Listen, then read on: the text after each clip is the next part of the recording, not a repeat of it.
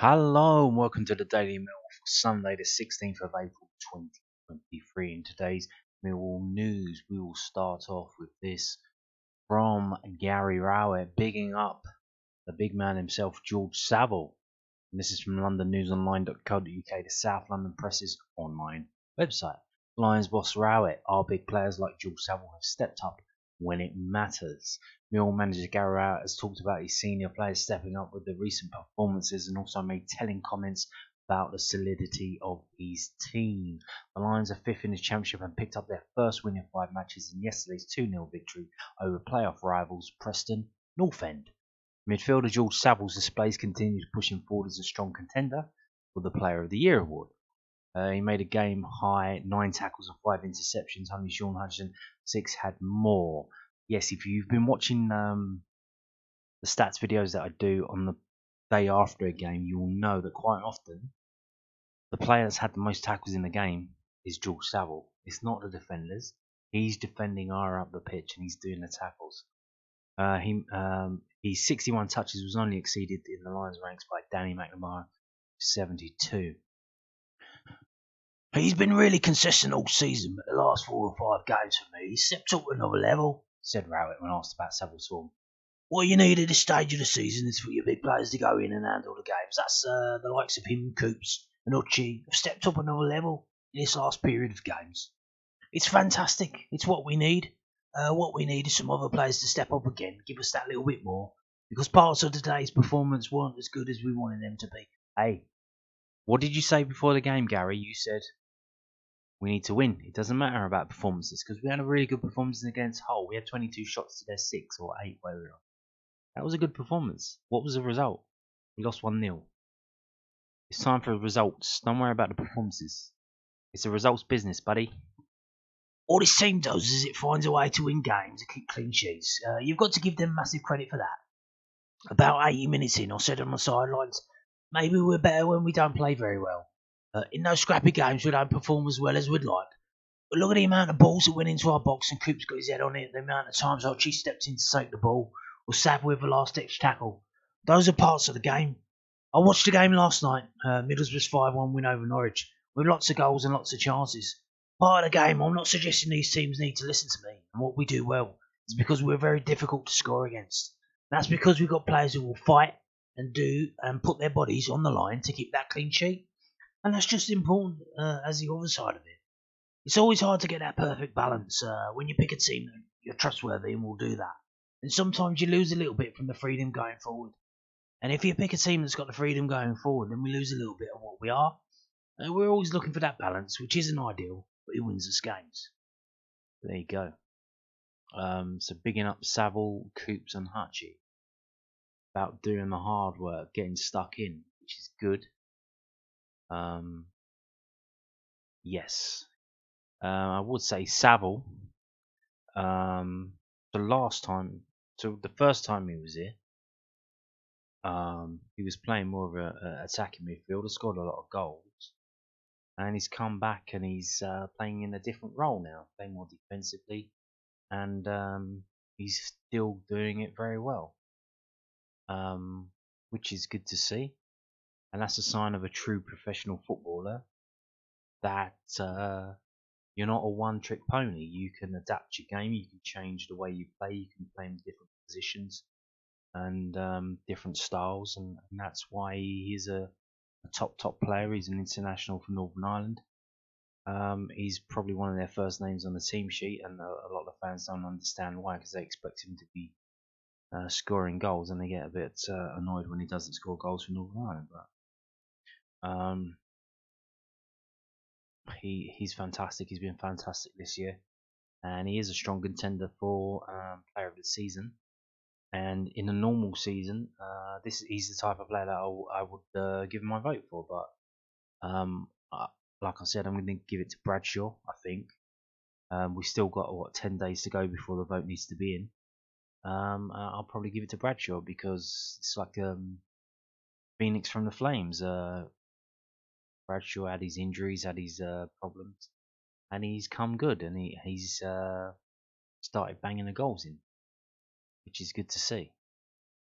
So yeah, Moving on to this, also from londonnewsonline.co.uk. Millwall top of the championship standings for key stat, and it helped secure win over Preston North End. Millwall manager Gary Rowett was pleased to see his side set piece prowess once again come to the fore in yesterday's 2-0 win over Preston North End. According to the stat site whoscored.com, which we'll look at later, the Lions have scored 23 goals via dead ball moments, the highest in the championship. Next on the list is Sheffield United with 19. Rowett has been left infuriated by a lack of fouls being given on big centre-back Jake Cooper when he is sexually assaulted in the box. But the centre-back provided the key knockdown from a Scotland free kick for Zion Fleming to convert first time with his right foot, adding to Tom Bradshaw's first half header. Asked about the fact that Mill's set-piece goals had dropped off previously, the Lions chief said, "Our goals have dried up everywhere, really, but our chances haven't. Scoring goals is the hardest thing to do. That's why strikers get the big books. Bradders probably won't agree with me on that one. Yeah, because he's probably on peanuts. That's why strikers are so important to us. Bradders and Zion have been so influential this season. But when you can't score those open play goals with big strong teams, part of what we're good at. I've said it before, the lads do really good work. We work hard to try and do it. It was nice to score a couple of goals from that. A lot of games we've scored, and the second one has been a free kick, or it's been a corner. It's just taking the game away from the opposition. And today, once again, it highlights how important those goals are." So there you go. Indeed. Now, looking at that, what they've just said there. So, championship situational statistics. Goals from open play. Burnley are top. If we go down, where are Millwall? Goals from open play. Ooh, 23rd. 23rd in goals from open play. In terms of sorted by counter attack, 14th with 3. Set piece. So here's the 23rd. Oh, 23 for first. Of course, we've only had one penalty. Who's had the most penalties? Reading? They've had 7. Middlesbrough 6. Sunderland 5. How Reading have 7 and they're still on the bottom of the table? Oh dear, oh dear, oh dear. Own goals. That's like goals scored for you through own goals. 3. So we're top of that as well. So top of the own goals and top of the set pieces. Not bad, not bad, not bad. Shall we have a little play around with this and go? Let's click on that, So home, this is a home. Are we still set piece? So in terms of home goals, 16 are from set piece. What about away? So we drop off, so only 7 goals from set pieces away from us. So there you go. Obviously, I don't think we scored that many goals away from home. But yeah, there you go. Now, moving on to the actual stats from Preston North End game yesterday. This is from infogoal.net. If you look in the middle above the red FT, you can see the expected goals is 0.63 to Millwall, 0.88 to Preston. So Preston had a higher XG than us. But we got 2 goals from an XG of 0.6, which is absolutely fantastic. You can see these are our shots, few and far between. So what is that? 2, 3, 4, 5, 6. So we had 6 shots, it looks like, and we got 2 goals. That's fantastic. That is clinical beyond words. And here's Preston, quite a few more than 6. They had one really good chance. Liam Delap should have scored that, did not, which is fantastic. But by that time it was 2-0, so that would have just made it a bit edgy at the end, I think. We did get a bit lucky, didn't we? And George Long did make a couple of saves. Fairness rating, was that a fair result? 49.65. They're saying that this is not a fair result. Probably they reckon based on these chances that this is a 1-1 game. And it ended up being 2-0 to Millwall. So there you go. Let's just do it. Let's go first half, second half. So first half, we only had 2 shots in the first half and they had a lot more. Second half, we had a few more shots, mostly inside the area. 4 there. The best chance for Millwall was obviously that Zion Fleming goal, and they had 3, so we restricted them in the second half. and we had more shots than them in the second half. It looks like we had 4, they had 3. So not bad, not bad. So moving on to whoscored.com, you can see on the right hand side, top 5 highest rated players are all Millwall players. Zion Fleming, then George Saville, and Malone, who came on as a sub, although it was in the 7th minute, so he basically had a full game, more or less. He's got 3rd, so obviously he's got a point to prove now.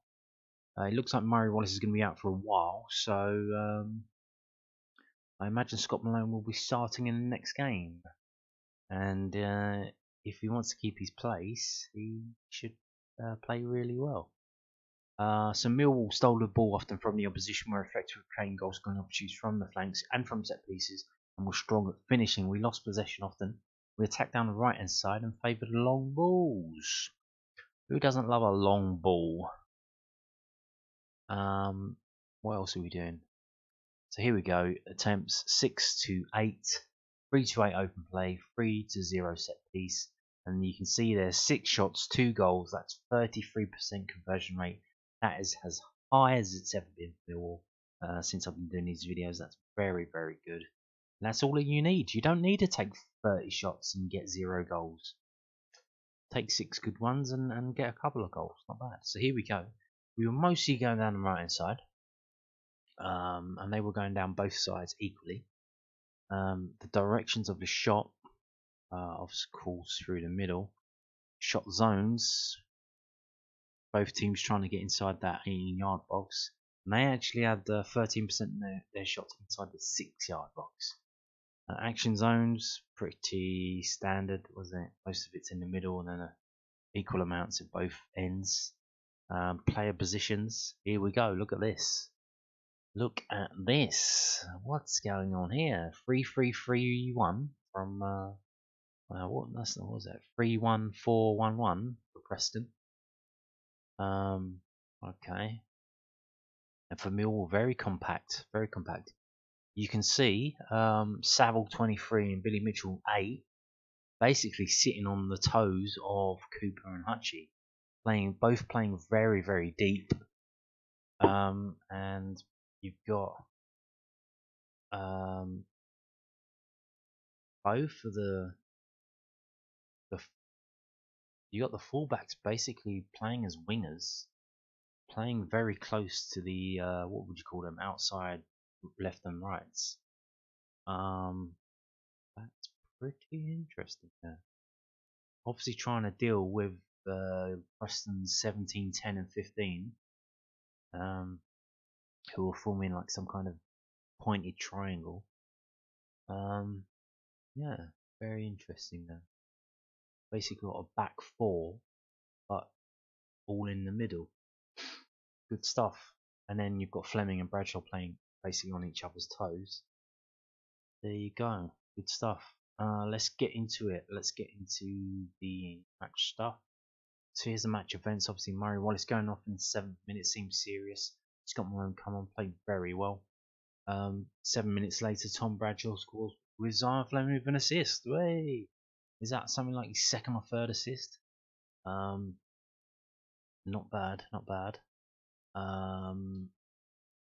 Then we get cards in the second half. One for them, one for us. They go first with the substitutions. They're not happy. They make 4 changes at the same time.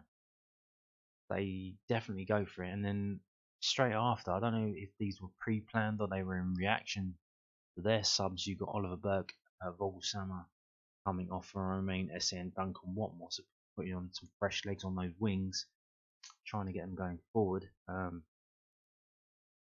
And then you got Zion Fleming's goal straight after the substitution that we made, with the assist from Jake Cooper. They get another card, they make another sub, we make 2 subs at the end, with the 2 goal scorers coming off. Presumably just precautionary. With two goals up, you don't need them anymore. Make sure they don't get injured. They're very MVP players, very valuable players, because anyone's fucking scoring any goals, so we don't want them getting injured. Certainly not. And we don't want any of the centre backs getting injured even more. So there we go. If you look at the top left and top right by the club badges, you can see the average player rating for Millwall 7.02. and the average player rating for Preston is 6.21, which is quite a big gap at this level, 0.8. The crowd was 16,488, so not quite as big as other games, but it's not the biggest of games, but it did feel like there was a lot on it, with us being 5th and then being 7th. But like I said, when you see their results, whenever they play anyone decent, they don't get a good result. They're beating up the shit teams in the league. So there is that. So let's get into who did what in this game then. So these are the ratings. Obviously Fleming gets the man of the match, 8.5. And then you've got Cooper on 8 as well. Saville on 8.4. And you have Hutch and Bradshaw with 7s, and you've got Malone on at 8.1 as well.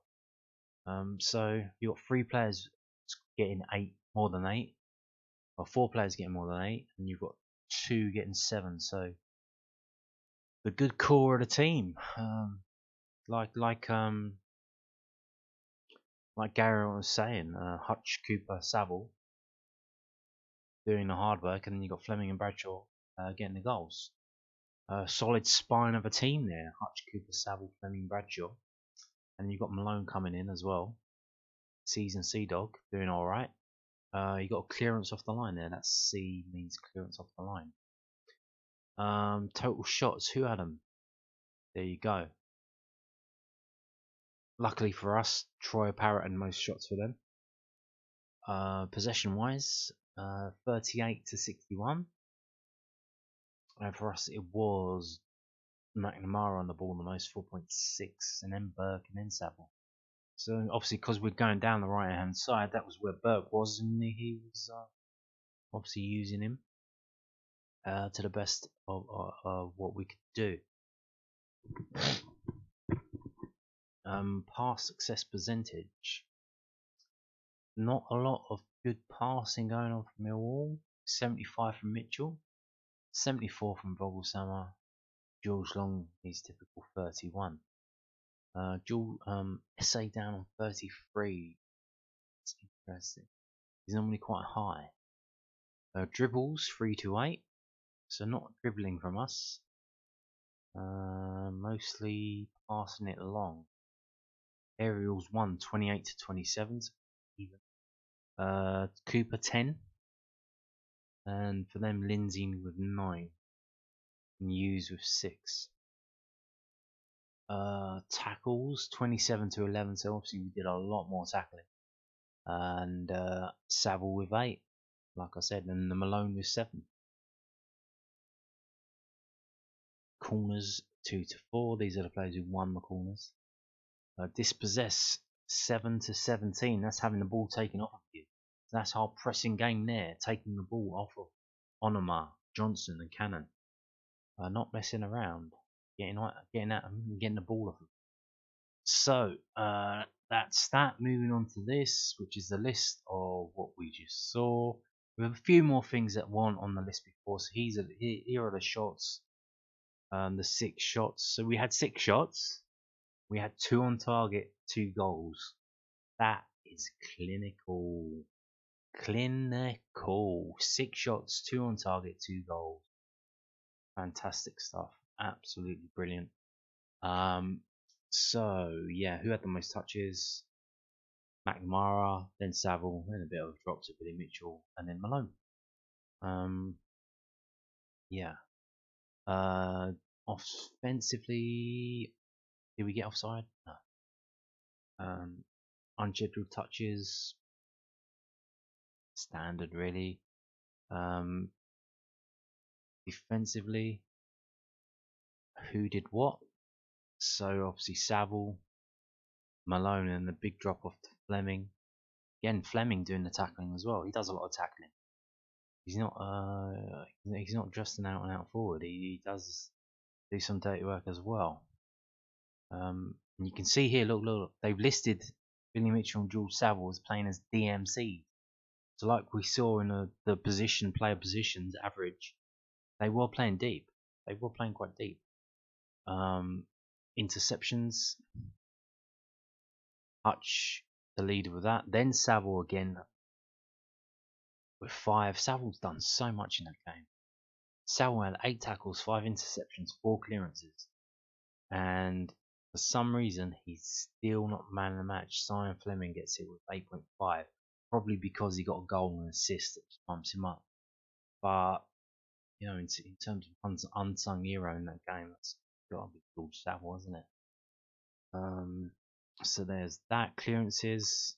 We got Jake Cooper with 7, Scott Malone with 5.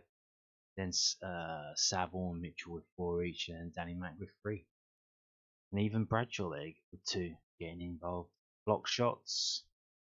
These are the players who block 3 of their shots. And so passing wise, let's have a look here. The most passes for Millwall is Danny Mack and Oliver Burke. And then it drops down to Saville. That's not a lot. So obviously we're not really into the passing game. Why would you be? So let's look at Preston and see how many passes they had. Look, there you got centre back with 76, and then the right midfielder with 66. So that's almost double what we've got. Yeah. So in terms of passing accuracy, you're looking at Billy Mitchell with 75% of 32 passes as a standout there. Really, what happened to Romain Esse? So he's normally quite high off of very few passes. I'm wondering because he did have a lot of time on the pitch, and he come on the 69 minute. So he only had 3 passes, and one of them found a Millwall player. Okay, that's skewed his score down. Crosses and accurate crosses. So Jules Saville again 3 and 1. McNamara 2 and 0. Boglesham 2 and 1, and Fleming 1 and 1. Obviously, I think that's the one that led to the goal. Long balls and accurate long balls. George Long 25 and 7. So George Long had 25 long balls, so he must have had 1 short pass because 6 passes. Scott Malone 9 and 5. Fantastic stuff. George Saville 8 and 1. Not the best. Saville, Hutchinson 7 and 1. Cooper 6 and 2. And then just pretty book standard going down. Bradshaw 1 and 1. Okay. What else are we looking at? I think that's it now. I think that is it. So let's just go back to the ratings and see. So there you go. You've got 1, 2, 3, 4 players of 8, 2 players of 7, and then of course you've got Scott Malone as a sub. But like I say, come on 6 minutes. They basically had the whole game, so you would expect him to outperform the player he came on as a sub for. And we've got here again Duncan Watmore. So I don't know which player he came on for in the 69, but if it's Vogelsammer, he got a higher score than Vogelsammer. He was only on the pitch for less, so they need Watmore got 6.38 with Vogelsammer got 6.31. Why that's interesting? Because Vogelsammer was on the pitch for 69 minutes, Watmore was on for 20 minutes. But Watmore done more. He got enough to get a higher score in 20 minutes than Vogelsammer did in 70 minutes on the pitch. Then Mason Bennett with his comeback from injury. Hopefully he's okay. He didn't have a lot to do in the last 5 minutes of the game, but he did end up getting the lowest score, 5.87, which is to be expected when you're a 5-minute sub and you're up front on your own, not really doing much. Now, before we leave, I wanted to show you this and give you some advance warning of under 21 game. This is a precursor to what may be the final or semi-final, because Sheffield United are runaway in their Professional Development League North section. They will be in the end of season competition. Millwall are basically nearly guaranteed to be there, and they will either play Sheffield United in the semi-final or the final. This is a good test before they get there, because if they can do all right against them, maybe get a decent result, then would be good that they could repeat that in what, probably 3 weeks time when they play them. Or what was that? Maybe a month's time actually. So yeah, why I'm telling you this is because this game is on Tuesday. Obviously, the first team playing on Tuesday, they're playing at the Den, Birmingham City. Although that game is on Sky Sports, so you may not travel all the way down from that if you live up north. But if you are in the Yorkshire area, this game is being played in a stadium and you can attend. It is being held at the LNER Community Stadium, which is the stadium that York City play at, and it's 1 o'clock kickoff. So, and it's on the northeast outskirts of York City, but still within the ring road. So, if you wanted to attend that game, 1 o'clock kickoff in the afternoon.